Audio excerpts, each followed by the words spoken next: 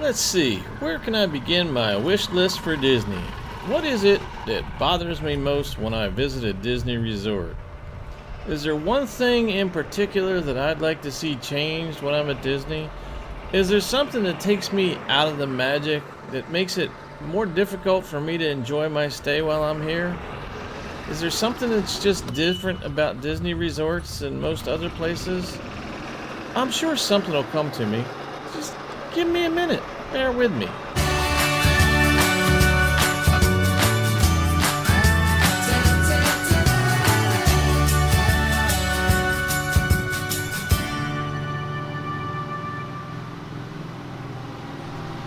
You know, I understand that Disney's resorts are kind of spread out, and they're really big and hard to get around, but haven't they heard of electric golf carts? That'd be the first step.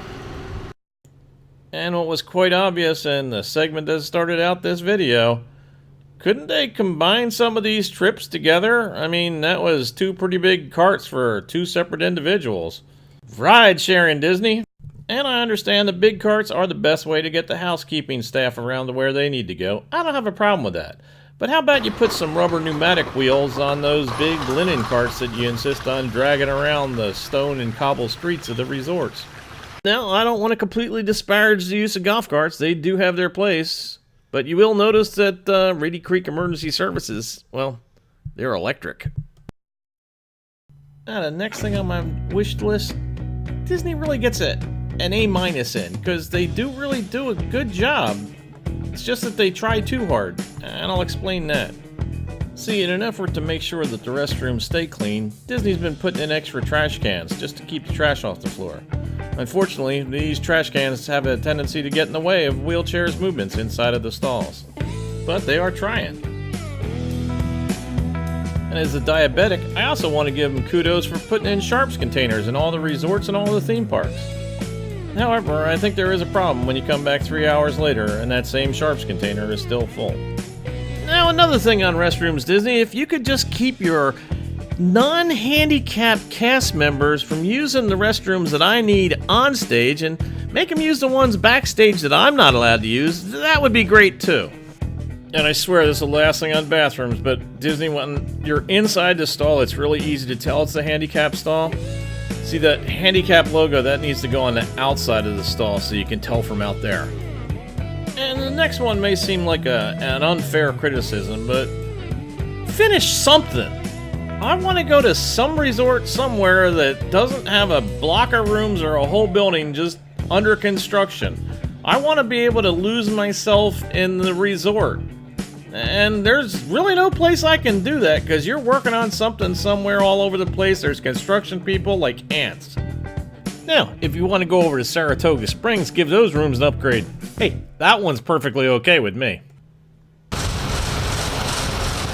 Yes, I know it's going to be great when it's finished. I know it's going to be fantastic. I just wish something was finished and not everything was under construction. But hey, that's just me. Maybe other people don't feel that way, but I do.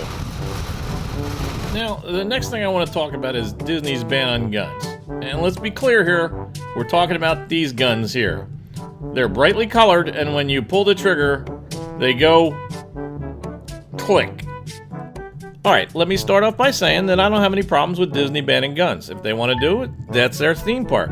But let's be honest, which is more dangerous, the guns that go click, or the kids that walk around the theme park swinging these swords back and forth?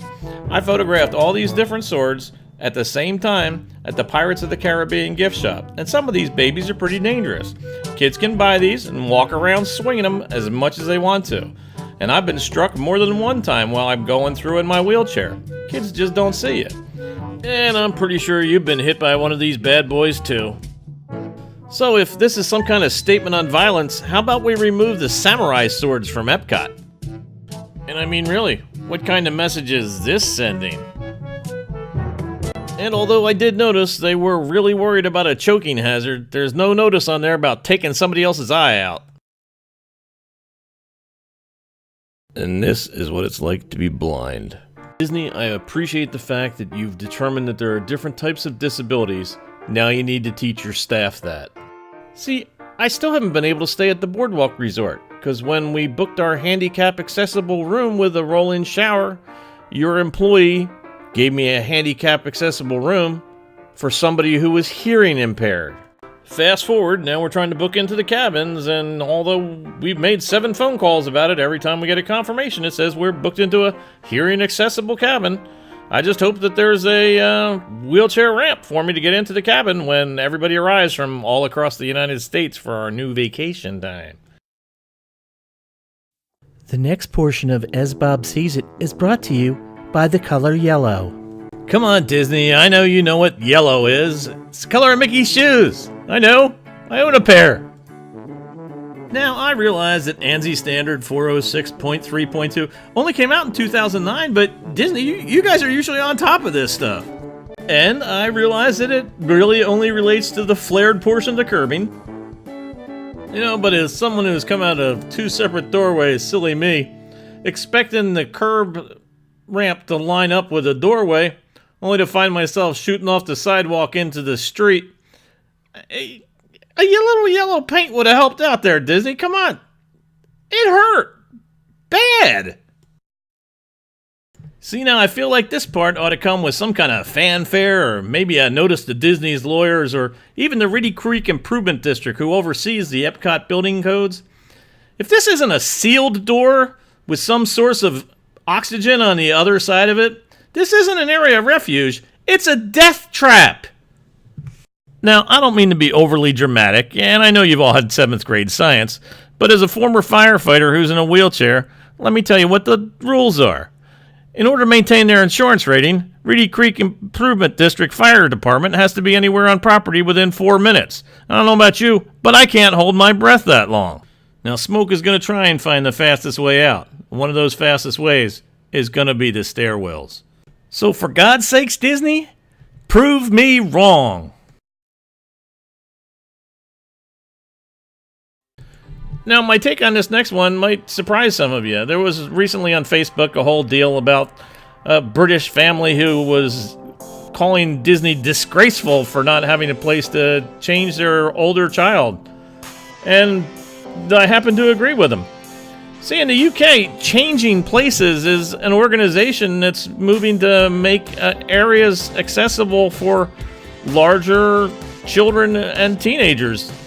They're putting these Changing Places restrooms in all over the UK. So far, they're up to over 1,088 places at last count. And the information on their website is great. And with as much Disney does for Give Kids the World, you would think they'd be going out of their way to do this. At least have the facilities available at the first aid stations at each park. That would be great. And I'm sure if somebody would just talk to Disney, they probably would have done it by now. I mean, heck, all the information on how to do it is right there on Changing Places website, and the list of equipment shown here is less than $9,000. That's nothing for Disney. They would have done it if somebody just asked them, pretty sure. Next up on our topic list are ECVs. And yes, I think it is possible that ECVs may have gotten out of hand. But you know, Disney, that's your fault. You started it when you found out how much money you can make by renting them. Thanks to that, you're unable to tell the difference between my Jazzy 1450 and this little baby that I'm working on for getting around the parks. Last thing I want to talk about is paying for parking.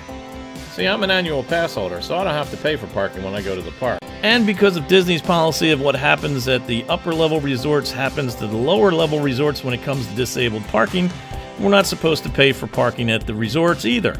So when I ordered up a handicap accessible room with a roll-in shower, you would think that they'd know not to charge me, but on more than one occasion I've had to call down to the front desk and have the charge removed from my bill. Again, I think this is a Disney problem they brought on themselves, because face it, if they'd have just added $22 to the bill and not told anybody what it was for, people wouldn't have been all up in arms. They would just pay it. I mean, it's Disney. We expect the prices to go up. See, what you haven't heard in any of this is, oh, this is terrible. I'm never going back to Disney again. Because, face it, I'm going back to Disney again.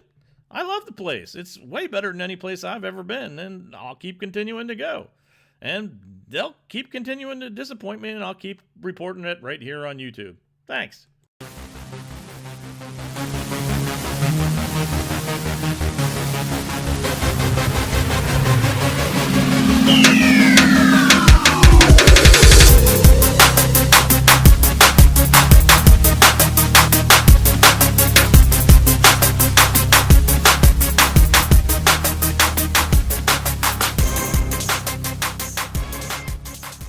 liked the video, why don't you go ahead and subscribe?